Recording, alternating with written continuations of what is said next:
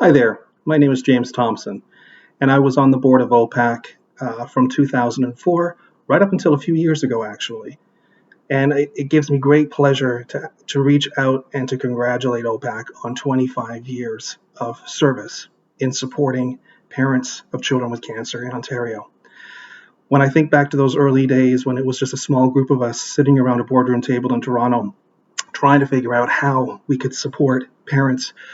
who were going through the same journey as most of us had either just begun or had gone through ourselves. And we knew that it was important for us to provide services to parents both in the community as well as in the hospital. And I recall from my own family's journey many nights walking the halls at sick kids in Toronto, often by myself, really just trying to figure out how I was going to survive this new normal, this childhood cancer journey that myself and my family had embarked upon. And I know that from my experiences walking those halls and bumping into other parents who were doing the exact same thing, I realized very quickly that while there was lots of supports for kids at the hospital, rightfully so, there wasn't a lot of supports for parents who were struggling with their own issues, with their own fears, with their own questions, really trying to figure out exactly how they could support not only the child at the hospital that was going through cancer, but also their spouse and their own children if there were other children in the family. So it was very important to us at that time to really look at the entire picture of the family and how OPACC could support them. And after a lot of work, a lot of grants, some that we were successful in, others that we weren't, we were actually able to hire our first paid parent liaison position, and that was Susan Kaczynski, who was also on the board as well,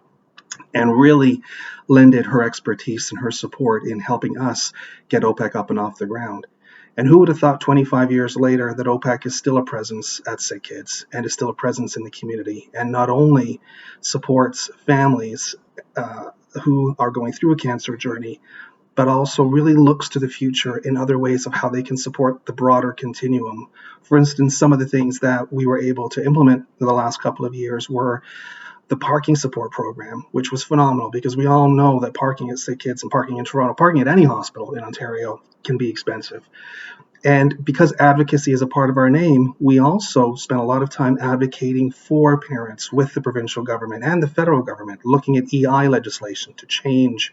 the supports that were available to parents who had to give up work because they needed to look after a sick child, as well as also the hospital parking rate programs and trying to bring those costs down.